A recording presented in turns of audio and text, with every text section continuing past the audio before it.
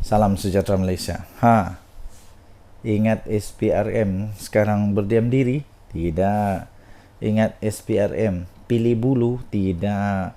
Apapun tomahan, apapun alasan, apapun yang disebut macam-macam salah guna kuasa lah, kata inilah, menggunakan badan kerajaan lah, itu semua salah. Buktinya SPRM turut menjalankan tugas dengan penuh berintegriti, penuh amanah dan tanpa kompromi. Inilah kerajaan yang terbaik. Nah, terbaru 6 jam di pejabat HRD Corp, SPRM angkut 3 kotak dokumen. Mesti mahathir kalau dia baca ni berita, mesti dia wow, dia rasa wow, dia rasa wow, 3 kotak dokumen. Nah, mungkin dia senyum-senyum sengih-sengih lah. Selepas hampir 6 jam bertandang ke ibu pejabat HRD Corp hari ini, Pegawai Suruhanjaya Pencegahan Rasuah Malaysia SPRM dilihat meninggalkan bangunan itu dengan membawa 3 kotak bersama mereka. Kotak apa tu? Tak dokumen ke? Kotak-kotak itu dipercayai berisi dokumen yang berkaitan dengan HRD Corp, yang dikaitkan dengan pendedahan dalam laporan Ketua Audit Negara LKAN dan Jawatan Kuasa Kira-kira Wang Negara PAC. Dokumen tersebut difahamkan bagi tujuan siasatan. Sebelum ini, pasukan yang terdiri daripada 10 anggota dan pegawai, termasuklah seorang wanita, dengan menaiki 4 kenderaan berasingan tanpa logo SPRM mula tiba pada jam 11.30 pagi dengan masing-masing memakai kemeja berkod. Pengarah bahagian siasatan SPRM, iaitu Datuk Seri Hishabuddin Hasim, dilaporkan berkata kehadiran penyiasat di 2 tempat terbabit bagi mendapatkan dokumen berkaitan untuk tujuan siasatan. PAC telah mendedahkan sejumlah RM3.77 bilion ringgit Malaysia hasil kutipan levy daripada majikan digunakan program latihan HRD Corp untuk melabur dalam pelbagai aktiviti pelaburan yang bukan matlamat penubuhan agensi itu. Jawatan kuasa itu turut mendedahkan berlakunya percanggahan dalam keterangan yang membabitkan 2 pegawai kanan pembangunan sumber manusia berhad HRD Corp berhubung pembabitan syarikat pengurusan acara yang sebelum ini dikatakan milik Ketua Pegawai Eksekutifnya Datuk Sahul Hamid Sheikh Daud. Siapa beliau? Nanti kita tahulah juga. Lama-lama kita tahu. Tapi yang pasti terbaik kepada SPRM yang menjalankan tugas. Saya percaya tidak lama lagi Malaysia akan naik dengan sangat hebat, dihormati oleh seluruh dunia, dan saya percaya kita doakanlah terus Malaysia supaya satu hari nanti betul-betul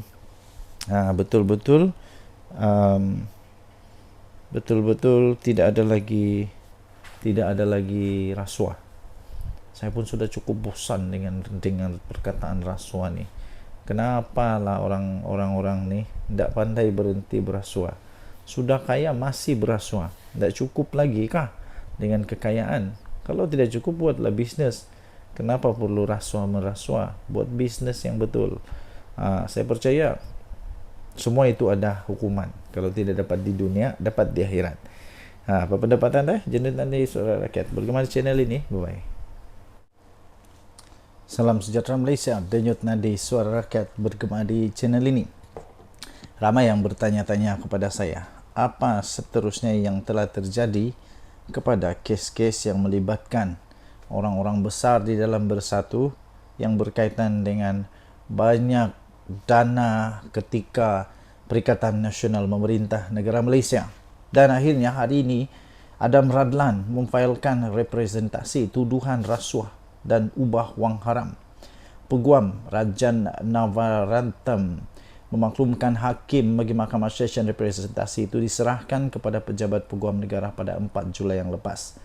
Timbalan Ketua Bahagian Bersatu, timbalan Ketua Bahagian Bersatu untuk Segambut, iaitu Adam Radlan Adam Muhammad, telah mengemukakan satu representasi kepada Jabatan Peguam Negara berhubung dengan 12 pertuduhan rasuah dan pengubahan wang haram yang berkaitan dengan projek Jana Wibawa yang dihadapinya. Peguam iaitu Rajan Navaratnam yang mewakili Adam Radlan 43 tahun memaklumkan kepada Hakim Mahkamah Seksyen iaitu Suzana Hussein bahawa representasi itu diserahkan kepada Pejabat Peguam Negara pada 4 Julai yang lepas. Tuan-tuan dan puan-puan yang dihormati sekalian, memang agak mengejutkan bila Ketua Bahagian Bersatu Segambut ini nampaknya telah pun dikenakan hukuman, dikenakan pertuduhan berhubung dengan 12 pertuduhan rasuah dan pengubahan wang haram berkaitan dengan projek Jana Wibawa. Ini pada ketika siapa memerintah, ketika Muhyiddin Yassin jadi pemerintah. Tetapi walaupun begitu, ingat di Malaysia kita ada undang-undang. Seseorang belum lagi bersalah sehingga mahkamah mengatakan, undang-undang mengatakan dia bersalah. Jadi untuk kes ini dia belum bersalah, tetapi disahkan dia ada 12 pertuduhan rasuah dan pengubahan wang haram. Hebat betul pada ketika Muhyiddin jadi Perdana Menteri. Macam kita pernah ingat dulu, ada seorang juga yang macam begini juga. Pihak pendakwaan memerlukan masa sebulan untuk meneliti dan mengkaji representasi yang dikemukakan oleh anak guam kami. Oleh itu kami mohon penangguhan perbicaraan kes yang ditetapkan pada bulan ini, kata peguam itu. Beliau berkata demikian selepas saksi pendakwaan yang pertama selesai memberikan keterangan perbicaraan untuk kes Adam Radlan yang berdepan 5 pertuduhan rasuah dan 7 pertuduhan pengubahan wang haram. 5 rasuah dan 7 pertuduhan pengubahan wang haram. Timbalan Pendakwa Raya Farah Yasmin Saleh mengesahkan telah menerima representasi yang telah dihantar pihak pembelaan pada 5 Julai dan memerlukan masa sebulan untuk meneliti serta mengkaji representasi selain tidak membantah penangguhan perbicaraan kes.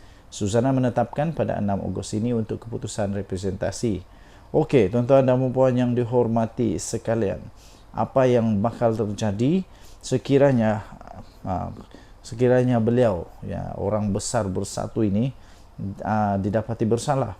Pertama, dia boleh dikenakan dihukum di bawah Seksyen 24/1 akta yang sama, iaitu Seksyen semua pertuduhan itu mengikut Seksyen 16/A Akta Suruhanjaya Pencegahan Rasuah Malaysia SPRM 2009.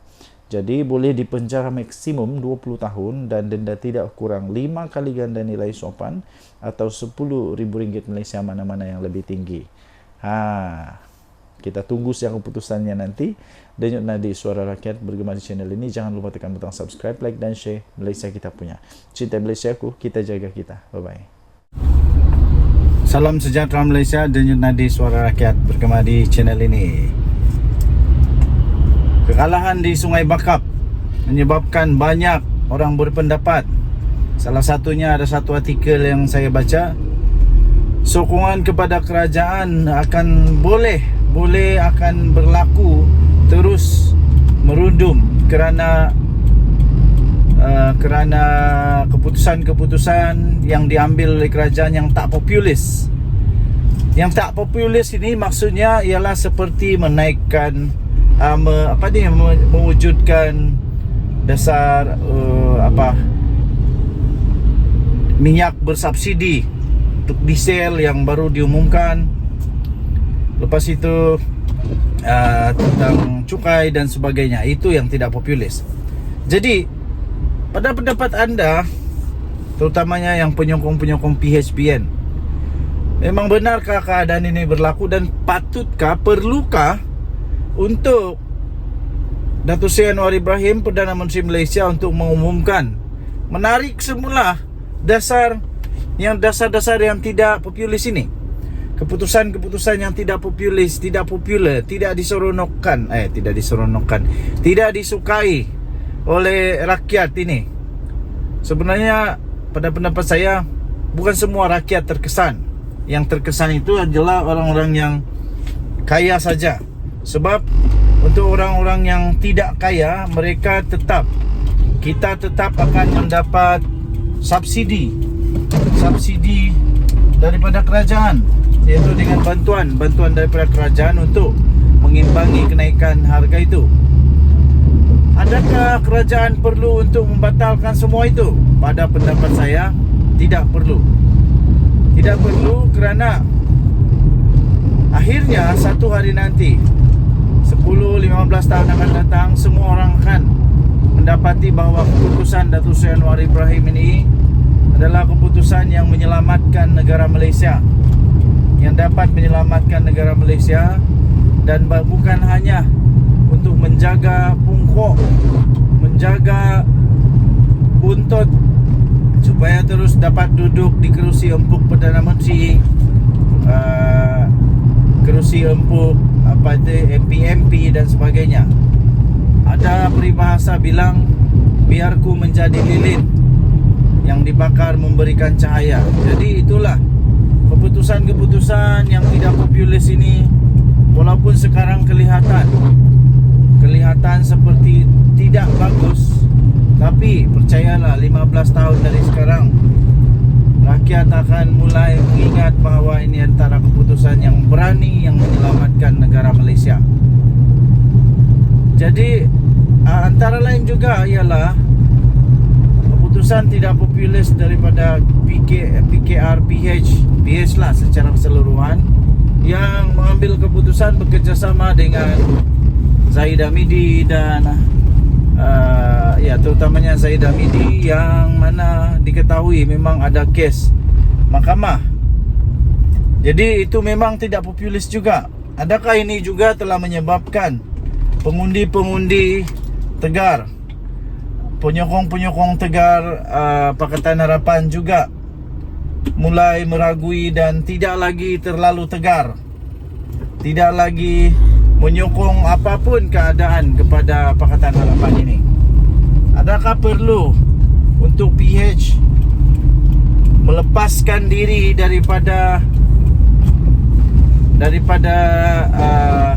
kerjasama dengan Barisan Nasional yang dianggap sudah runtuh, sudah hancur berkecai dan tidak kuat lagi lah? Bukan macam dulu letak kayu pun boleh menang. Apa pendapat anda? Sila tinggalkan komen. Denyut Nadi Suara Rakyat bergema di channel ini. Jangan lupa tekan butang subscribe, like dan share. Malaysia kita punya, cintai Malaysia aku, kita jaga kita. Kita jumpa lagi. Bye. Salam sejahtera Malaysia. Denyut Nadi Suara Rakyat bergema di channel ini. Selepas PRK Sungai Bakap, adakah UMNO benar-benar akan keluar daripada Pakatan Harapan Barisan Nasional Kerajaan Madani ini? Adakah memang benar berita kabar angin, cerita Mat Jenin, cerita Tok Kadok dan juga ramalan Nenek Kebayan mengatakan bahawa Barisan Nasional bersama dengan puluhan MP-nya akan keluar daripada Pakatan Harapan Barisan Nasional ini kerana hasil daripada kekecewaan kerana kalahnya Barisan Nasional, kalahnya Pakatan Harapan, kalahnya Kerajaan Madani di Sungai Bakap. Sebelum ini ada video yang saya buat. Adakah memang benar itu akan jadi kenyataan pada ketika ini? Adakah memang benar bahawa semua MP dalam UMNO akan keluar daripada Kerajaan Madani kerana kekecewaan ini? Adakah mereka tiba-tiba sedar bahawa mereka sepatutnya berada di tempat yang lain, bukan di Kerajaan Madani, kerana mereka tidak membawa sebarang impak, mereka tidak membawa sebarang kelebihan, mereka tidak pun membawa sebarang kebaikan yang boleh membawa kemenangan kepada Kerajaan Madani Pakatan Harapan ini. Adakah Zahid Hamidi benar-benar akan bersama dengan Tok Guru pula, Tok Matasan untuk membawa UMNO keluar daripada kerajaan Madani.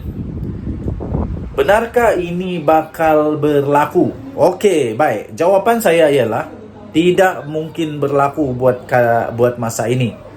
Kerana kekalahan ini bukan disebabkan juga oleh UMNO. Tidak ada disebabkan oleh UMNO, walaupun kemungkinan besar pengundi-pengundi tradisi UMNO, pengundi-pengundi tradisi UMNO yang dulu tidak mengundi Pakatan Harapan, tetapi sama ada mereka tidak keluar mengundi ataupun mengundi Perikatan Nasional seperti yang berlaku pada PRU yang lalu. Seterusnya ialah kekalahan ini haruslah dikongsi bersama. Maksudnya tidaklah boleh dikatakan ini adalah punca utama adalah kerana ada UMNO di dalam kerajaan. Ada UMNO dalam kerajaan. Jadi tidak bolehlah kita kata kerana itu UMNO perlu mengambil tanggungjawab, mengambil kebertanggungjawaban dengan kekalahan dan letak jawatan keluar daripada kerajaan ini. Tidak. Tetapi kalau memang betul UMNO mau keluar pun tiada masalah juga. Buktinya ialah sama ada UMNO ada atau tiada dalam kerajaan, kalau kalah tetap kalah juga, kalau menang tetap menang juga, ya. Jadi itu tidak membawa terlalu besar dia punya impact kalau UMNO keluar pun daripada kerajaan Madani ini. Okey, apapun kita harap janganlah keluar daripada kerajaan ini. UMNO janganlah keluar daripada kerajaan supaya kestabilan politik di Malaysia dapat dikekalkan sekurang-kurangnya. Selesailah panggal ini. Biarlah kalau mau tumbang pun biar tumbang pada pilihan raya, bukan tumbang pada tebuk-tebuk atap, pada pintu belakang, pada macam-macam pengkhianatan dan sebagainya. Itu tidak seronoklah. Okey, bertahanlah. Ada 3 tahun lagi, paling lama pun 3 tahun lagi untuk kita tukar balik kerajaan ini kalau perlu. Denyut Nadi, Suara Rakyat bergema di channel ini. Jangan lupa tekan butang subscribe, like dan share. Bye-bye. Salam sejahtera Malaysia. Denyut Nadi, Suara Rakyat bergema di channel ini.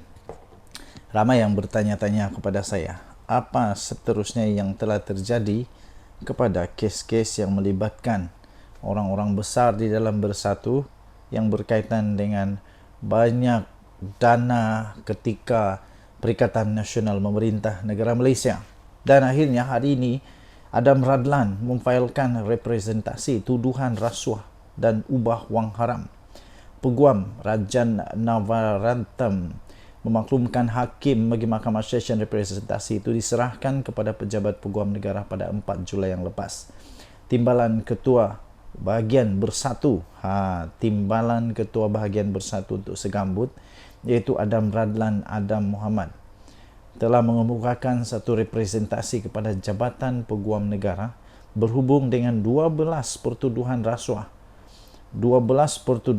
dan pengubahan wang haram yang berkaitan dengan projek Jana Wibawa yang dihadapinya.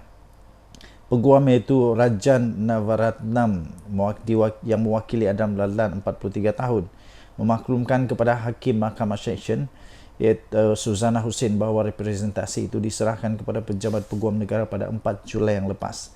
Tuan-tuan dan puan-puan yang dihormati sekalian, memang agak mengejutkan bila Ketua Bahagian Bersatu Segambut ini nampaknya telah pun dikenakan hukuman, dikenakan pertuduhan berhubung dengan 12 pertuduhan rasuah dan pengubahan wang haram berkaitan dengan projek Jana Wibawa. Ini pada ketika siapa memerintah? Ketika Muhyiddin Yassin jadi pemerintah. Okey. Tetapi walaupun begitu, ingat di Malaysia kita ada undang-undang. Seseorang belum lagi bersalah sehingga mahkamah mengatakan, undang-undang mengatakan dia bersalah. Jadi untuk kes ini dia belum bersalah, tetapi disahkan dia ada 12 pertuduhan rasuah dan pengubahan wang haram.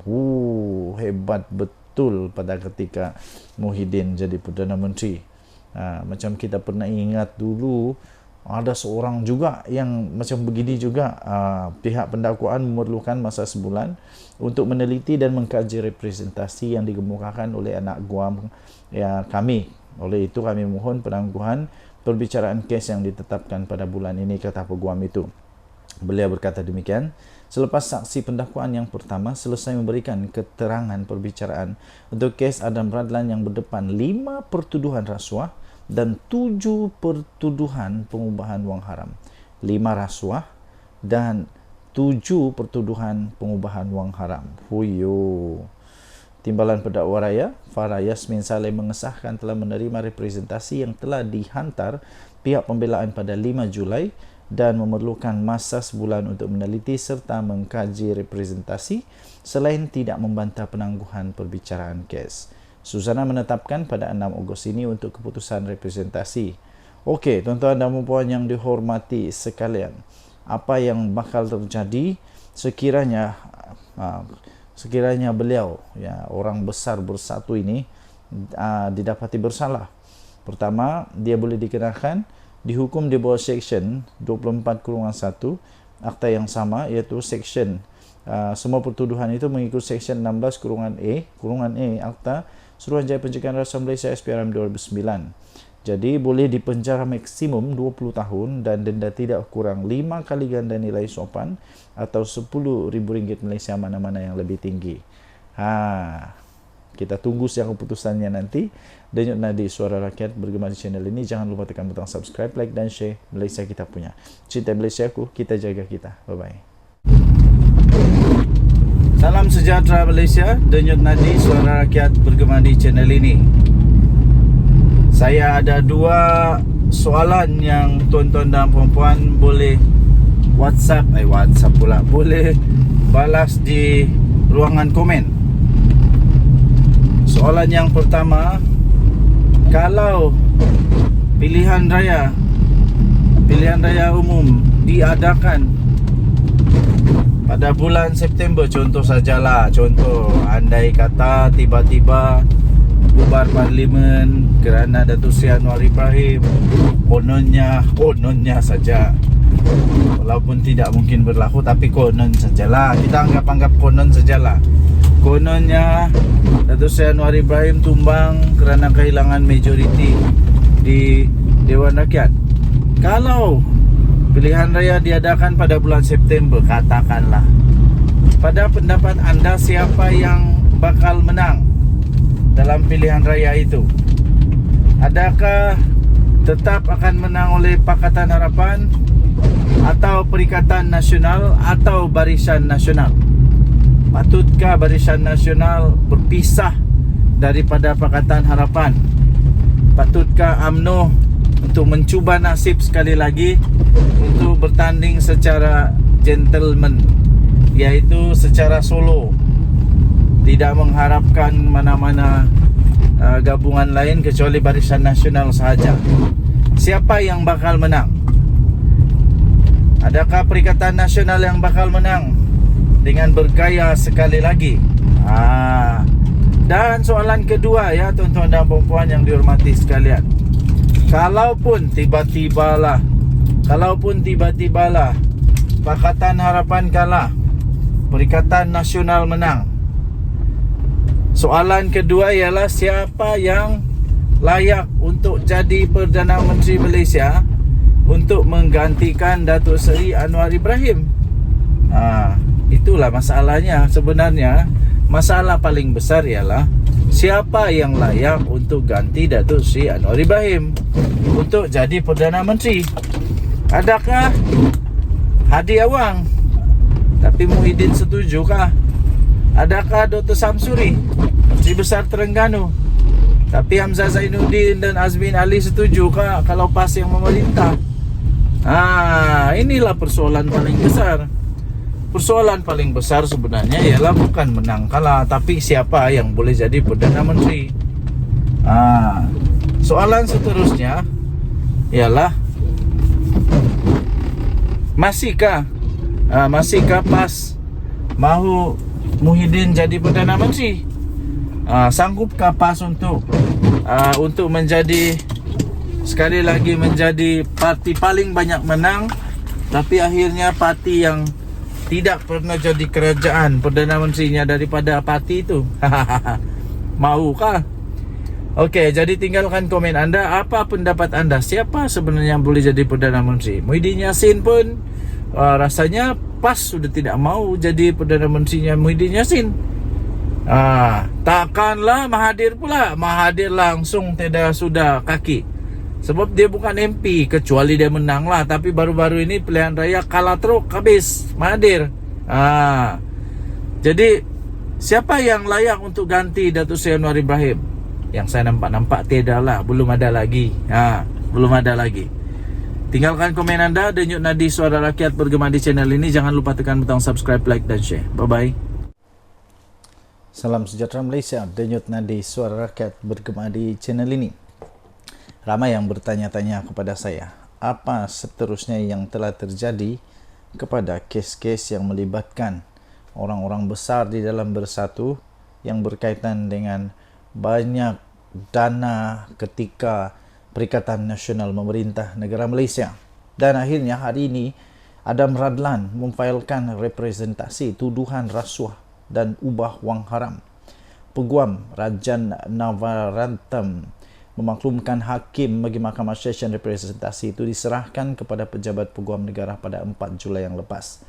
Timbalan Ketua Bahagian Bersatu, Timbalan Ketua Bahagian Bersatu untuk Segambut, iaitu Adam Radlan Adam Muhammad, telah mengemukakan satu representasi kepada Jabatan Peguam Negara berhubung dengan 12 pertuduhan rasuah